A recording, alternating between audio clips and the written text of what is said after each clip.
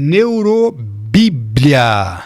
Bíblia com neurociências. É claro que aqui tem um aspecto espiritual. Lembrando, eu faço menção a Howard Gardner, um pesquisador de Harvard, que em 1983 desenvolveu, no seu trabalho de doutorado, uma concepção de múltiplas inteligências. E nas múltiplas inteligências, não no primeiro trabalho, mas no trabalho seguinte, ele entendeu que há uma inteligência que ele chama de inteligência espiritual.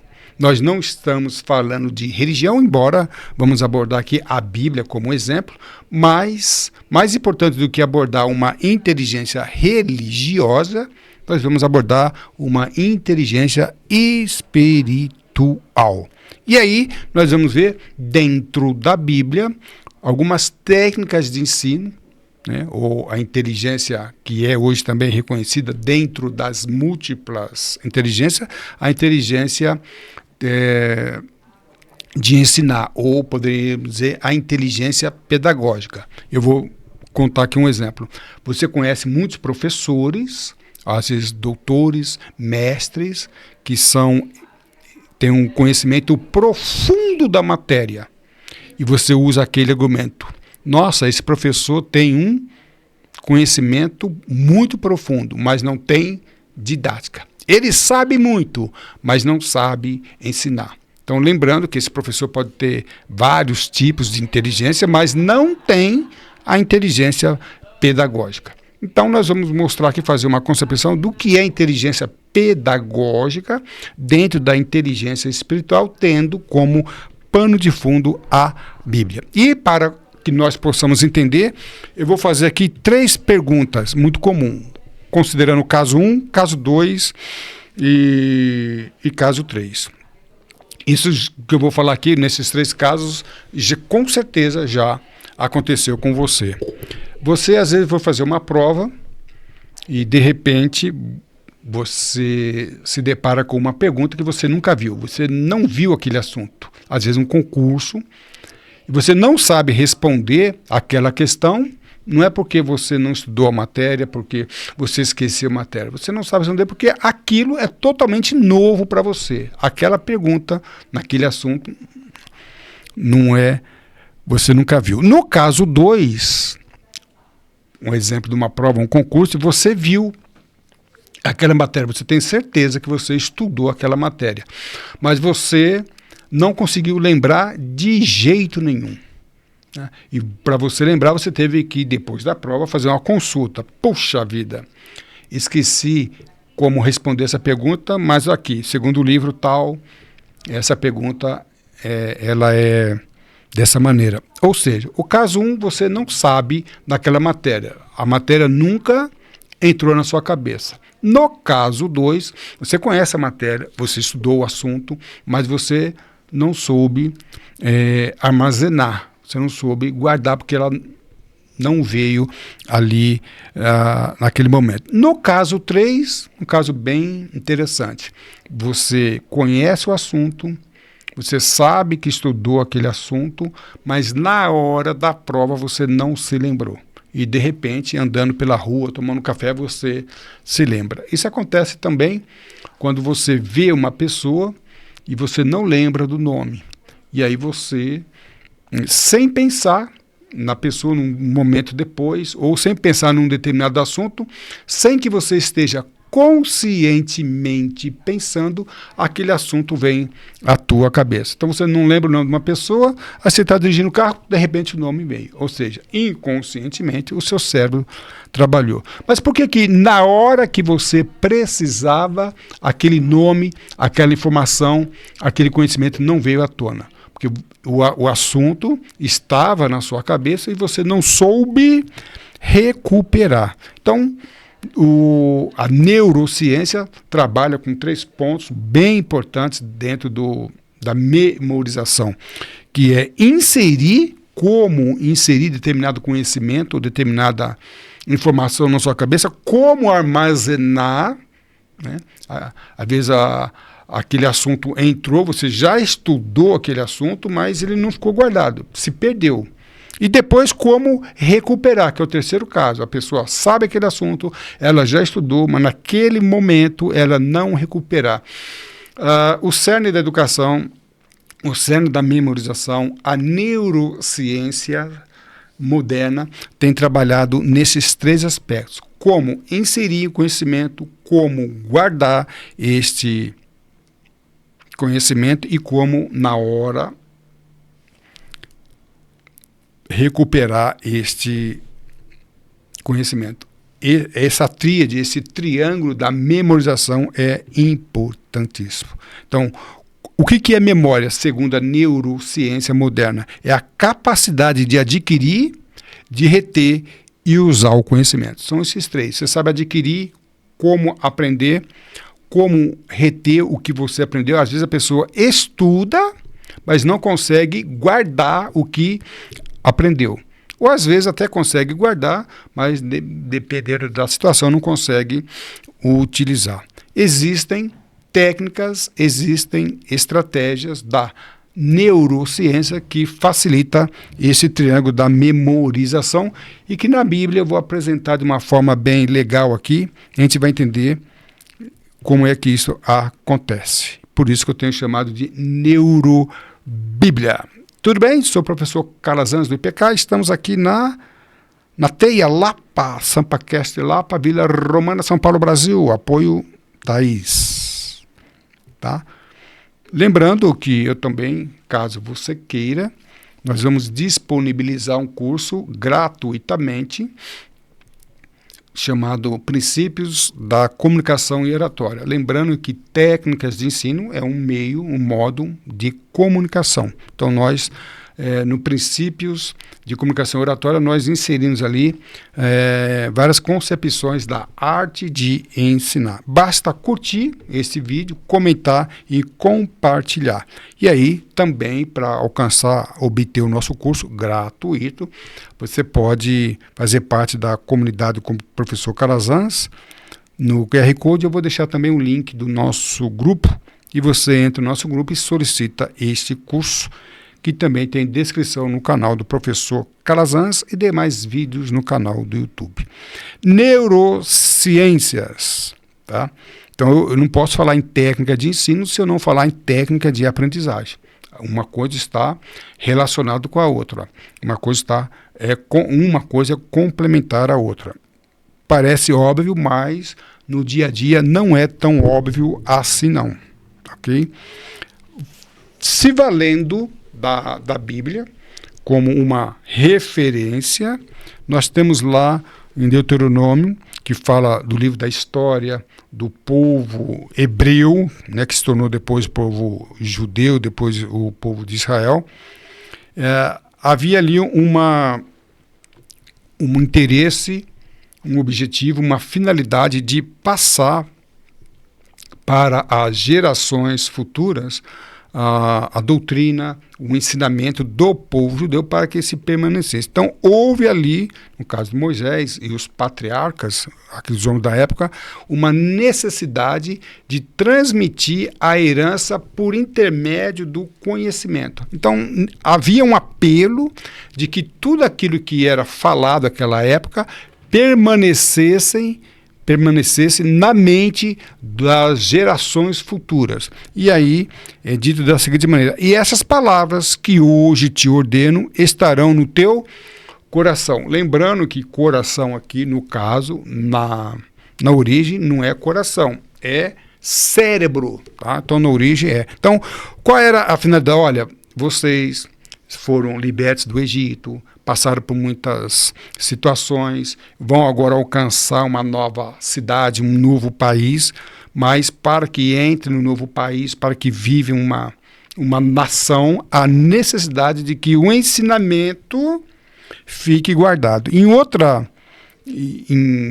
ainda continuando no 6,7, fala, e ensinarás, né, aos teus filhos. E uma outra expressão, são várias versões, mas no original quer dizer inculcarás. Ou seja, mais do que ensinar, eu quero que essa mensagem, este aprendizado, esse ensinamento fique inculcado. Já ficou inculcado com alguma coisa? Aquilo que não sai da sua cuca, não sai da sua cabeça. Então, são essas expressões. Neste caso, é o primeiro ponto lá do triângulo da memorização. Inculcar, colocar. Como é que eu vou colocar? Tá? E aqui,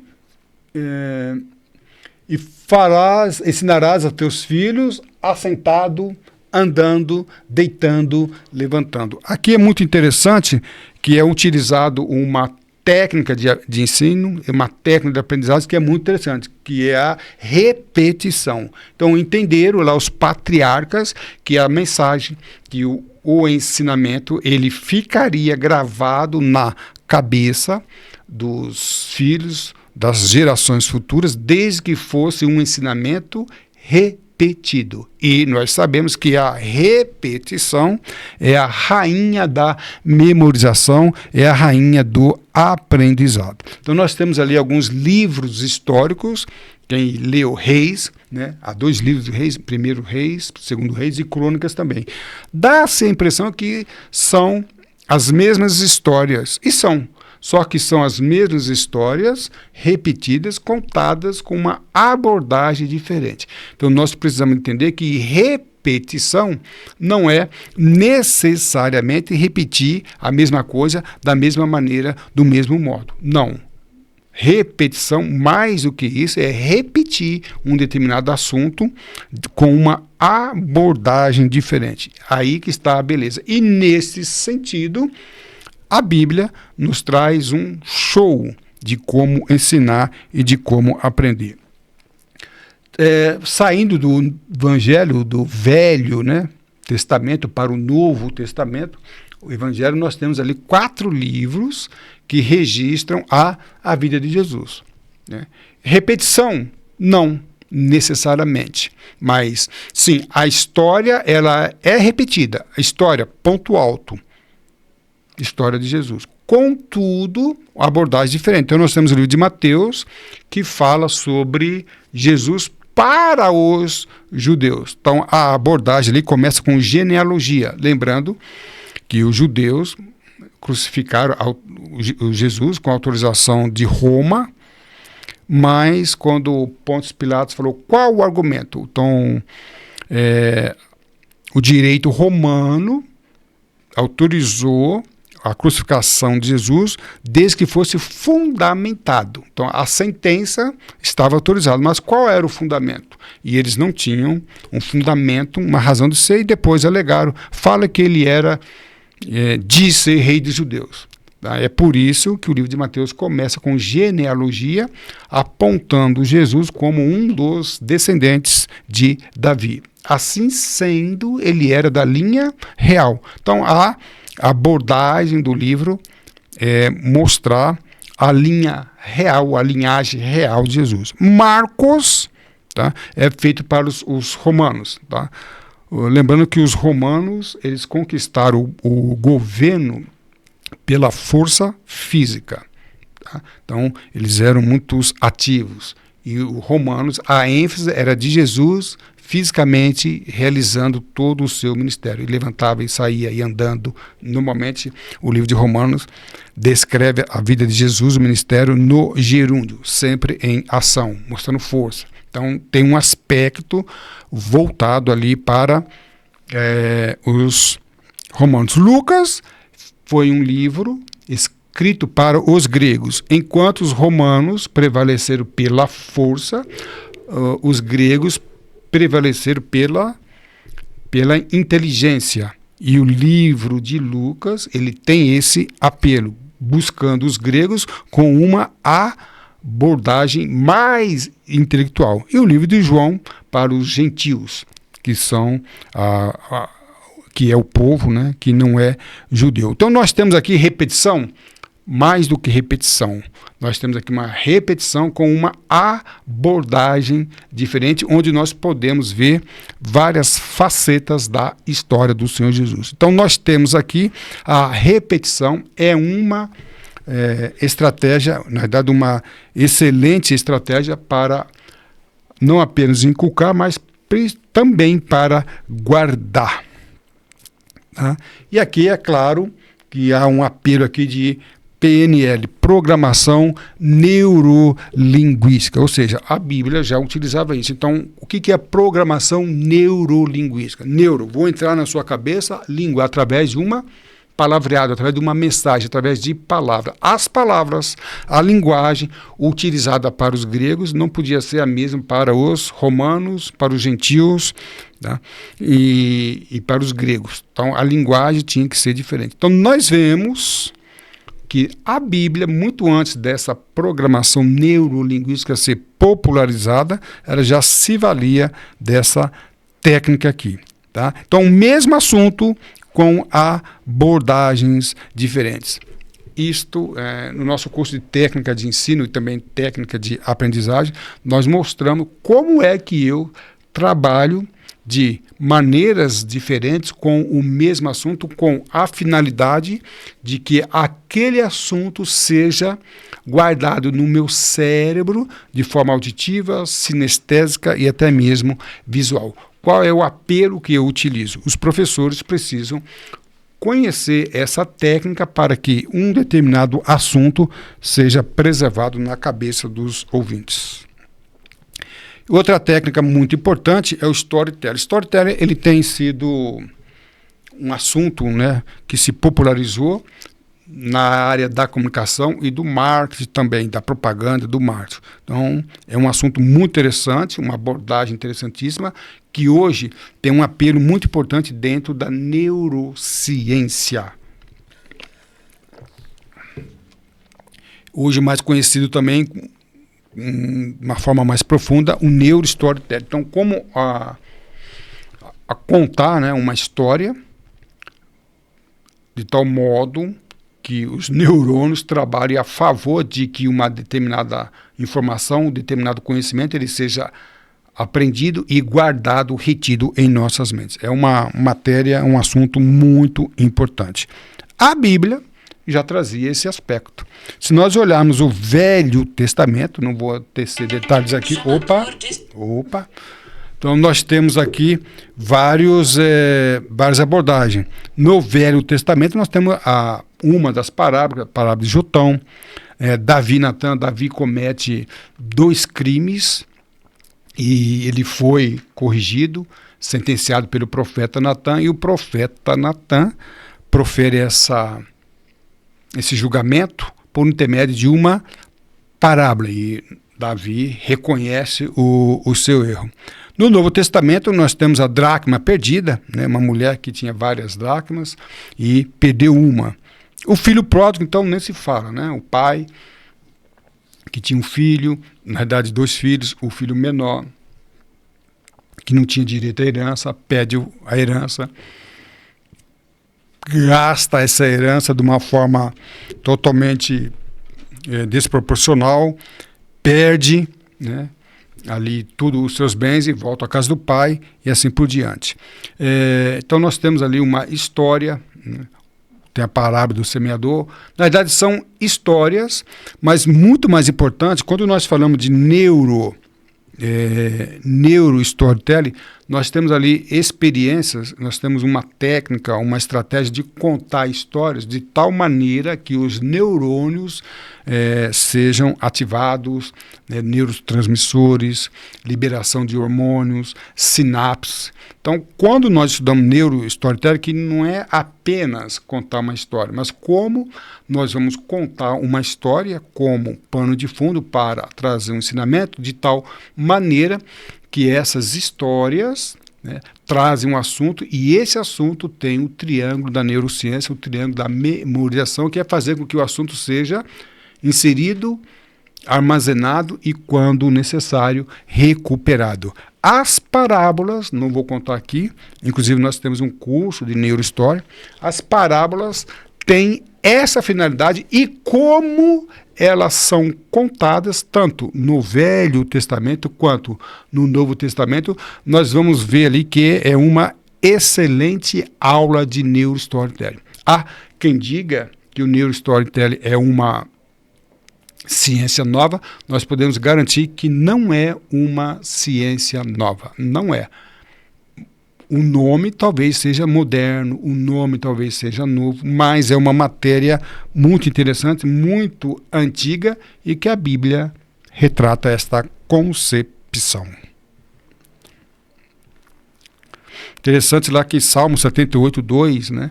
Também esse salmo é voltado ao povo hebreu com a finalidade de fazer com que os ensinamentos passados permanecessem na cabeça dos futuros, né? Da nação futura. E fala ali da raiz, dos ensinamentos, dos conceitos, da concepção. E olha o que fala. Abrirei a minha boca com uma parábola, falarei enigmas da antiguidade. Tá? Parábola e enigmas, né?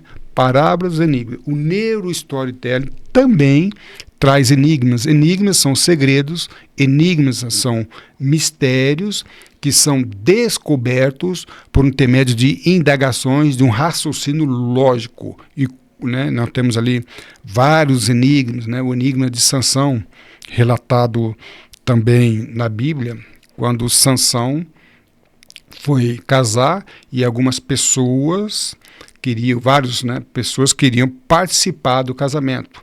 E ele deu um enigma. Juízes 14:14 que diz: do comedor saiu comida, e do forte saiu doçura. Então ele falou assim: vocês querem participar do meu casamento? Quem quiser participar do meu casamento tem que adivinhar que enigma é este. Lembrando que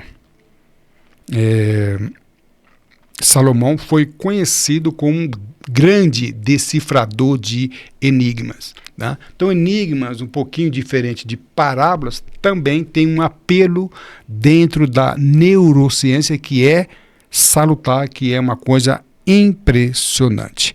Mas, lembrando, o Salmo 78 tinha uma finalidade similar ao livro de Deuteronômios, que quer mostrar a importância da doutrina, do conhecimento da matéria. Então, aqui é um apelo aos hebreus que deveriam guardar, permanecer, pois no futuro, até os dias de hoje, eles iriam utilizar. E entendeu o salmista que aquelas informações, aqueles conhecimentos seriam passados por intermédio de parábolas, que são histórias, que é o que nós chamamos de storytelling, ou também de enigmas. Esses dois assuntos aqui, dentro da ciência moderna, nós vamos entender que a Bíblia não é tão retrógrada assim. Guardar, tá? Então, inculcar. Como que eu vou fazer com que a palavra, a mensagem, o conhecimento entra? E depois guardar. Nesse caso aqui, o salmista, no Salmo 119:11, lembrando que o Salmo 119:11, ele é dedicado totalmente à Bíblia, aos conhecimentos da Bíblia. E o que é a Bíblia? Na verdade, não é a Bíblia como um livro qualquer, mas como um ensinamento. Tá? A importância de guardar, de aprender, porque eles entendiam que é o conhecimento transmitido, lembrando que naquela época, no início, não havia livros escritos como nós temos hoje.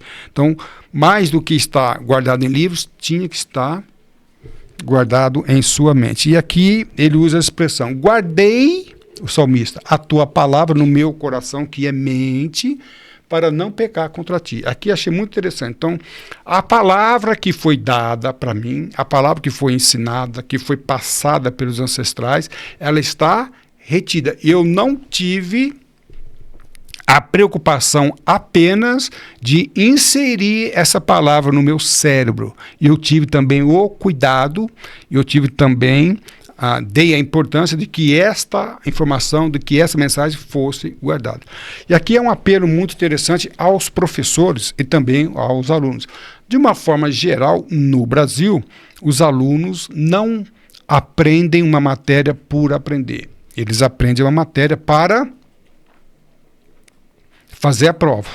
que é muito difícil. Tanto é que uma semana depois da prova, é bem provável que se nós fizermos uma outra prova surpresa, os alunos não vão saber de mais nada, porque eles não aprenderam a guardar aquilo. Lembrando que o ensinamento do povo hebreu tinha a finalidade de guardar para que fosse utilizado. Então, como é que um aluno hoje, ele aprende uma matéria de tal modo que ele possa descartar um mês depois de aprendido, ou seja, possa descartar no primeiro semestre ou no mesmo semestre que viu a prova. Então, ele não sabe aprender. Ele aprendeu para fazer prova, ele não aprendeu para fazer uso daquele conhecimento. Lembrando que no caso judeu ou hebreus, aqui vou falar o judeu, o hebreu, o israelita como sinônimos, embora não sejam sinônimos, mas só para que a gente entenda aqui. Então existe diferença entre hebreu, judeu e israelita e também até israelense, mas vamos deixar aqui como igual, na realidade não é igual. Mas a finalidade é o seguinte, será passado um ensinamento e esse ensinamento não pode ficar guardado até o dia da prova. Esse ensinamento vai ter que ficar guardado para que você utilize nas suas vidas, inclusive nas gerações posteriores. E o salmista, ele deixa isso bem claro. Eu recebi a mensagem, inculcarás, lá em Deuteronômio, foi inculcado. Mas além de ser inculcado, eu guardei. Ou seja, eu não aprendi apenas para fazer uma prova. Eu não aprendi por um tempo, por um aspecto temporal, muito mais do que isso. Eu aprendi e eu guardei e vou colocar em prática, né? Eu não trouxe aqui, mas o Novo Testamento deixa bem claro que mais importante do que conhecer os ensinamentos é praticar o conhecimento. Isso que é mais importante. Então, nós percebemos aqui, dentro do aspecto da Bíblia, que eu chamo de neurobíblia, opa, que coisa, hein? Então, nós temos aqui o que nós temos? Nós temos a neurociência dentro da Bíblia de uma forma muito clara, muito interessante. Ok? Então, guardei a tua palavra no meu coração, na minha mente, para colocar em prática. Guardei é a palavra. Quando eu falo guardei, é armazenar, é reter o conhecimento. Eu estou sendo bem devagar, porque eu preciso ser bem claro. Tão importante quanto obter um ensinamento é guardar um ensinamento. Repito, de uma forma geral, no Brasil, a técnica de ensino não permite que o aluno guarde, que o aluno aprenda. Talvez ele insira, mas ele não aprende. O aluno no Brasil, geralmente, não aprende para aprender. Ele aprende para fazer prova. E aí agora um aspecto bem espiritual mesmo, para aqueles que acreditam, é claro, nós estamos só mostrando que dentro do aspecto religioso, da inteligência espiritual, tendo como pano de fundo a Bíblia, tem uma expressão muito interessante, né? Aqui no livro de João, né, o próprio Jesus falando, mas aquele Consolador, o Espírito Santo que o Pai enviará em meu nome, Jesus falando, vos ensinará todas as coisas e vos fará lembrar de tudo quanto tenho vos dito. Então, havia uma preocupação dos discípulos em que Jesus fosse embora e como seria a vida deles com a ausência física do Senhor Jesus. Principalmente na aplicação dos seus ensinamentos. Então ele deixa bem claro uma abordagem muito religiosa que o Espírito Santo ensinará. Tá? Então o Espírito Santo ensinará. Então ensinará e vos fará lembrar. Lembrando que o ensinará está incutido aqui, inserir um conhecimento e reter. E aqui o resgatar. Vos fará lembrar de todas as coisas. Olha só, então dentro desse aspecto nós vemos que o ensinamento, o triângulo da memorização, o triângulo da aprendizagem está aqui. Vos ensinará, vos fará lembrar de tudo quanto eu tenho falado. Então, aprenda, executa, no momento necessário, né? fique tranquilo, porque o Espírito Santo, olha só que quando nós falamos de Espírito Santo, nós estamos falando de um aspecto muito, muito espiritual dentro de uma abordagem técnica também, levando em consideração o que Howard Gardner diz após a sua primeira concepção do teste do trabalho de doutorado. E assim nós conseguimos ver a tríade da memorização. E aí, Mateus 7,9, quando Jesus inicia o seu ministério, e houve ali um clamor muito grande, principalmente entre os sábios, porque ensinava como tendo autoridade e não como os escribas. Né? Então vamos lá. Eles perceberam que o ensino que Jesus dava, lembrando que as autoridades, os fariseus, são algumas seções, alguns grupos religiosos, saduceus, fariseus, eram homens que conheciam a Bíblia de uma forma muito profunda, as leis de uma forma muito profunda, e tinham uma maneira de ensinar. E mesmo assim, esses homens que declararam isso, entenderam que a forma que Jesus ensinava era uma forma que superava tudo aquilo. Olha, e não ensinava como os escribas. Não há uma depreciação aos escribas, que eram homens que conheciam a lei de uma forma muito profunda. Não há nada disso.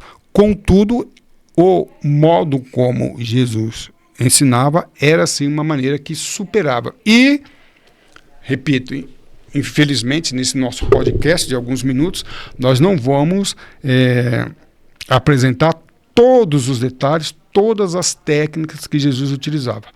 Contudo, podemos afirmar o que nós temos hoje como neurociências, neurostorytelling, técnicas de aprendizado, isso era utilizado de uma forma ampla e profunda por Senhor Jesus. Na realidade, o que os escribas falaram é sabedoria.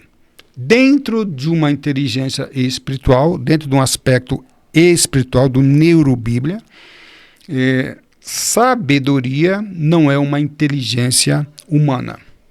Tá? Sabedoria não é uma inteligência humana. Então nós temos aí homens inteligentes, homens cultos, há várias classificações para as inteligências humanas. Há várias, múltiplas inteligências, inteligência físico-corporal, inteligência sinestésica, inteligência linguística, inteligência interpessoal, intrapessoal, ou seja, hoje, seguindo a classificação de Howard Gardner, nós temos aí mais de 10 tipos de inteligência, que são inteligências voltadas dentro da concepção humana. Sabedoria, dentro de um aspecto, de uma abordagem, é uma inteligência que não provém dos homens. O que eles acharam ali do Senhor Jesus era isso. Esse homem ensina de uma maneira que nós não entendemos, não compreendemos tal profunda explicação que ele dá. E interessante, né, que ele explicava tanto para homens sábios, fariseus, saduceus, esses homens que tinham muito conhecimento, quanto para pescadores e qualquer outra pessoa. Então, a sabedoria permite que você alcance o ensinamento nas mais diversas culturas e diversos tipos de pessoa. A sabedoria não é uma inteligência humana. Neurobíblia é o nosso bate-papo. Lembrando que nós temos outros vídeos sobre esse assunto, neuromúsica, neurociência, aplicado dentro da Bíblia. Finalizando, a sua atitude define a sua altitude. Voe alto. Estude com o professor Calazans. Para mim, professor Calazans, foi sim um grande prazer tê-los a bordo. Um abraço e tudo de bom.